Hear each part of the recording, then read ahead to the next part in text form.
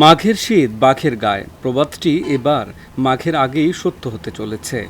প্রকৃতিতে মাঘ মাস আসে আসে, কিন্তু পৌষেই পড়েছে হাড় কাঁপানো শীত। দেশের বেশিরভাগ অঞ্চলের ওপর দিয়ে বয়ে যাচ্ছে শৈত্যপ্রবাহ। তাপমাত্রার পারদ নিচের দিকে নামছে তো নামছেই। আগামী কয়েকদিন তাপমাত্রা আরও কমবে, বাড়বে শীতের দাপট, এমন পূর্বাভাস দিয়ে রেখেছে আবহাওয়া অধিদপ্তর। অধিদপ্তরের পূর্বাভাসে বলা হয়েছে, শৈত্যপ্রবাহ আরও কয়েকদিন চলতে পারে। এতে নতুন নতুন জেলা যুক্ত হতে পারে, আবার কিছু জেলা বাদ পড়তে পারে। তবে শৈত্যপ্রবাহ দ্রুত যাচ্ছে না। এক সপ্তাহের বেশি সময় ধরে তা চলতে পারে। জানুয়ারি শুরু হয়েছে কেবল, 5 দিন পর শুরু হবে মাঘ মাস।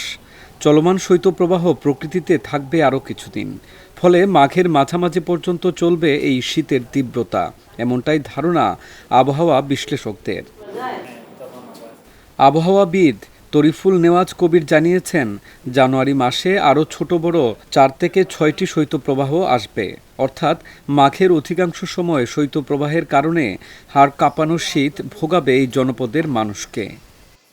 জানুয়ারি মাসে 2 থেকে 3টা মৃদু থেকে মাঝারি এবং 1 থেকে 2টো মাঝারি থেকে তীব্র শৈত্যপ্রবাহ বয়ে যেতে পারে। এই রাত্রের আগের রাত এবং গত রাত্রের তুলনা করেন, আগের রাত্রে কিন্তু মিনিমাম টেম্পারেচার ছিল 12.3 এবং গত রাত্রে ছিল 13.2।